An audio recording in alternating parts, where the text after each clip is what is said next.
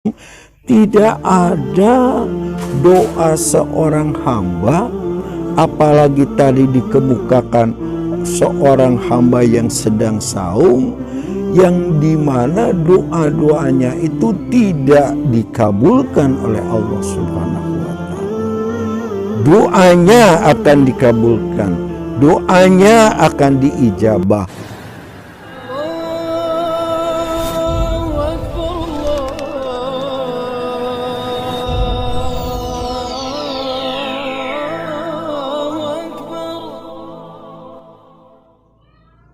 Innal hamdalillah nahmaduhu wa nasta'inuhu wa nastaghfiruh wa na'udzu billahi min syururi anfusina wa min sayyiati a'malina.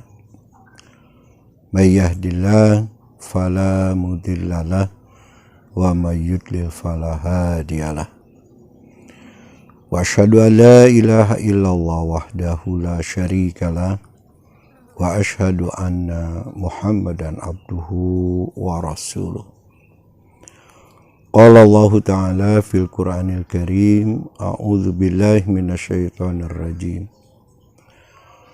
Wa idza sa'alaka ibadi anni fa inni qarib ujibu da'wata da'i idza da'ani falyastajibu li wal yu'minu bi la'allahum yarsyudun. Para bapak dan ibu rahimakumullah, ada 4 orang yang oleh Rasulullah SAW dinyatakan doa mereka akan diijabah, akan dikabulkan oleh Allah Subhanahu wa Ta'ala. Salah satu dari ke-4 orang tersebut adalah orang yang saum. Jadi doa orang yang saum. Allah Subhanahu wa Ta'ala di dalam Al-Quran surat Al-Baqarah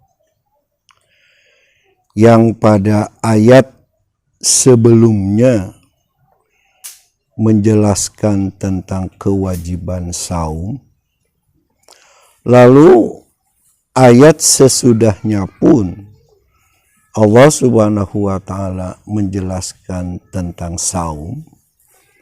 Namun di antara ayat tersebut ada satu ayat yang seolah-olah tidak ada hubungannya antara ayat yang sebelumnya dan ayat yang sesudahnya, yaitu ayat yang menjelaskan wa idza sa'alaka ibadi anni fa inni qarib.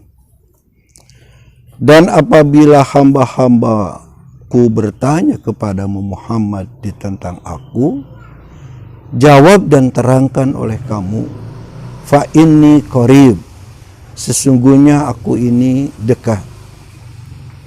Ujibu da'wata da'i idza da'ani, aku akan mengabulkan doa orang-orang yang apabila mereka berdoa kepadaku. Ayat ini seolah-olah tidak ada kaitannya dengan ayat sebelumnya tentang saum dan yang sesudahnya juga tentang saum. Namun apabila dikaitkan dengan hadis Rasulullah SAW berkenaan dengan akan dikabulkannya orang yang sedang saum, maka di sini nampak ada hubungan antara ayat yang sebelumnya dengan ayat sesudahnya dan juga dengan ayat yang seperti yang ini. Nah, para bapak dan ibu rahimakumullah, namun seringkali kita jumpai dalam kehidupan masyarakat bahwa dia berdoa, dia bermohon, dia meminta kepada Allah Subhanahu wa Ta'ala, namun merasa bahwa doa dan permohonannya itu tidak diijabah, tidak dikabulkan oleh Allah Subhanahu wa Ta'ala, sehingga ia menghentikan doa dan permohonannya.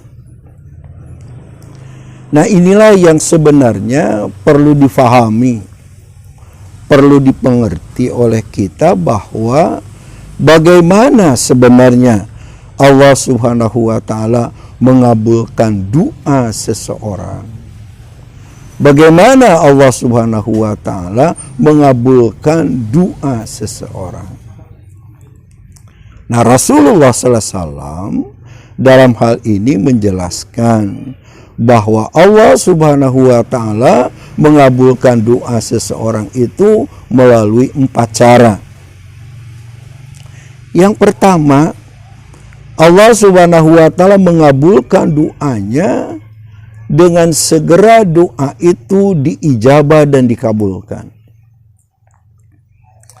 Tentu pengertiannya juga ada 2.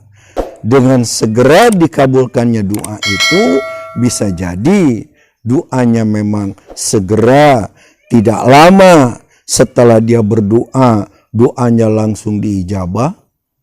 Doanya segera dikabulkan oleh Allah Subhanahu wa Ta'ala, atau ada waktu, ada jarak, ada tempo, mungkin 1 pekan, mungkin 1 bulan, bahkan bisa jadi doanya itu baru dikabulkan 1 atau 2 tahun pada waktu yang akan datang. Jadi para hormati, para bapak dan ibu rahimakumullah, jadi Allah Subhanahu wa Ta'ala mengabulkan doa seseorang itu adalah dengan segera, pada waktu dia masih hidup di dunia, dengan waktu sesegera mungkin ia dapat merasakan langsung doa itu diijabah, atau ditangguhkan seperti yang disebutkan tadi, membutuhkan waktu beberapa saat dan beberapa waktu kemudian. Nah, yang kedua, Allah Subhanahu wa Ta'ala mengabulkan doa seseorang itu adalah dengan menghindarkan dirinya dari kejelekan-kejelekan, keburukan-keburukan yang akan menimpa kepada dia. Jadi bentuk mengabulkannya doa Allah Subhanahu wa Ta'ala terhadap seseorang itu, orang itu dihindarkan dari satu keburukan, dari satu kejelekan yang akan menimpa dia, namun karena ia berdoa dan karena ia memohon kepada Allah Subhanahu wa Ta'ala, maka dengan doa dan permohonannya itu, maka terhindarlah dia dari kejelekan dan keburukan, dari apa yang seharusnya akan menimpa dia. Sehingga ketika Rasulullah SAW menjelaskan hal ini, ada sahabat yang mengatakan, kalau begitu kita sering-sering saja berdoa. Kata Rasulullah, Allah Subhanahu wa Ta'ala lebih banyak lagi, lebih sering lagi. Artinya bahwa Allah Subhanahu wa Ta'ala silahkan sebanyak mungkin untuk berdoa, dan Allah Subhanahu wa Ta'ala pun akan lebih banyak lagi mengabulkan dan permohonan dari doa orang-orang yang berdoa kepada Allah Subhanahu wa Ta'ala.